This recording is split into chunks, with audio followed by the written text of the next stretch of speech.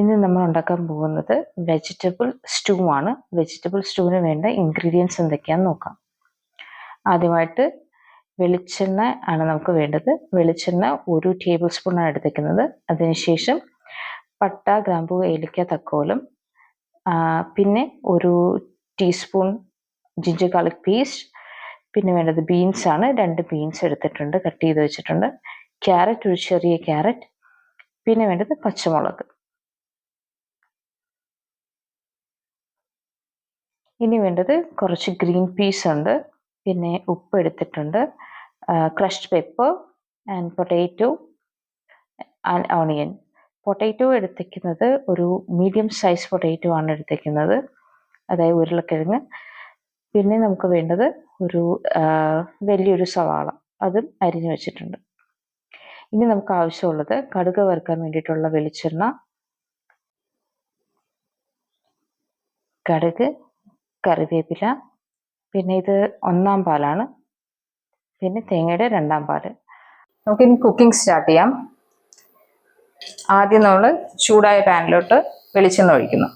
വെളിച്ചെണ്ണ 1 table spoon.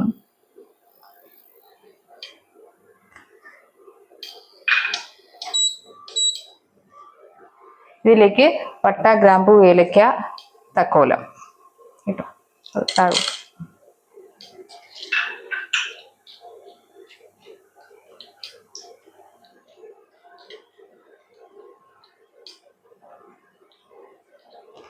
ഇതൊന്ന് ചൂടായി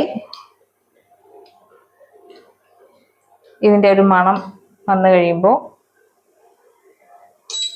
സവാള ഇടാം.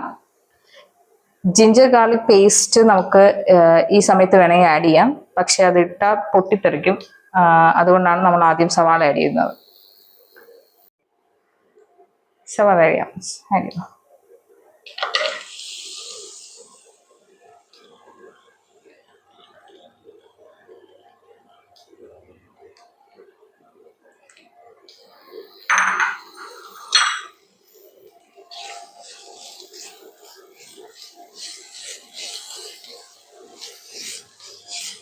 നമുക്ക് ജിഞ്ചർ ഗാർലിക് പേസ്റ്റ് ആഡ് ചെയ്യാം. സ്പൂൺ എടുക്കും, ആഡ് ചെയ്തു ഇട്ടു.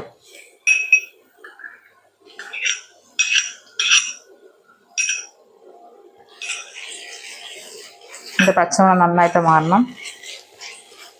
ഈ സമയം നമുക്ക് പച്ചമുളക് കൂടി ആഡ് ചെയ്യാം.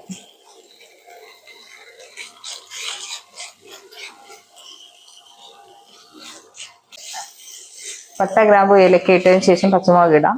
അങ്ങനെ ഇട്ട് കഴിയുമ്പോൾ പച്ചമുളകിൻ്റെ നല്ല എരിവ് ഉണ്ടാവും. അത് ഞാൻ ആദ്യം ഇടാത്തത് പൊട്ടിത്തെറിക്കുമെന്ന് വിചാരിച്ചിട്ടാണ്.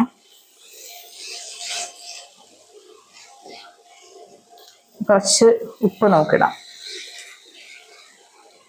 സ്പൂൺ എടുത്തിട്ട് ½ സ്പൂൺ.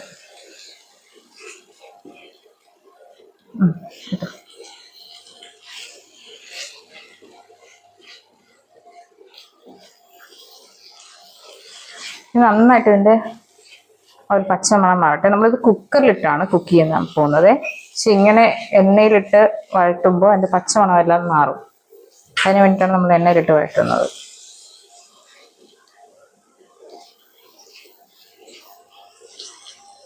നമുക്കിനി വെജിറ്റബിൾസ് എല്ലാം ഓരോന്നായിട്ട് ഇടാം.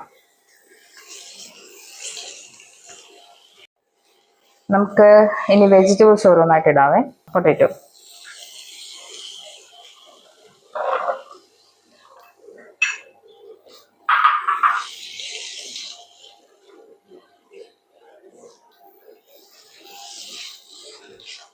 ഓരോന്നായിട്ട് ഇട്ടു.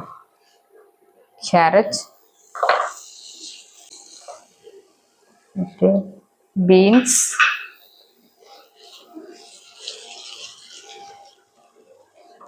ഇനി ഗ്രീൻ പീസ്.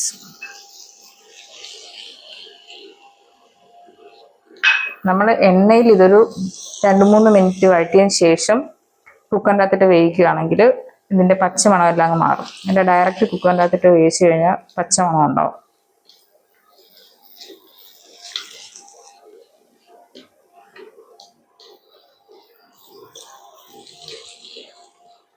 ഇത് 2-3 മിനിറ്റ്സ് ഇങ്ങനെ വഴറ്റാം.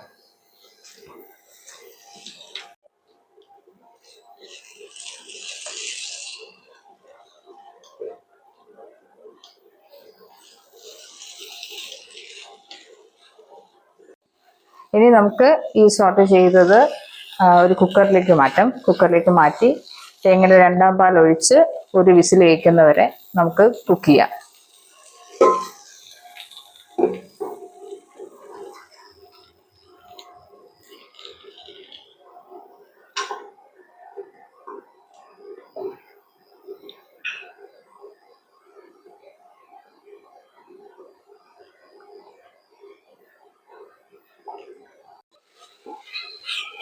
ഇതിലേക്ക് നമുക്ക് തേങ്ങയുടെ 2ാം പാൽ ഒഴിക്കാമേ.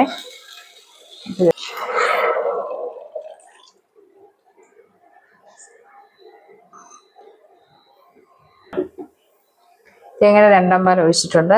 ഇനി നമുക്കിത് അടച്ച് ഒരു വിസിൽ വരുന്നവരെ വേവിക്കാം.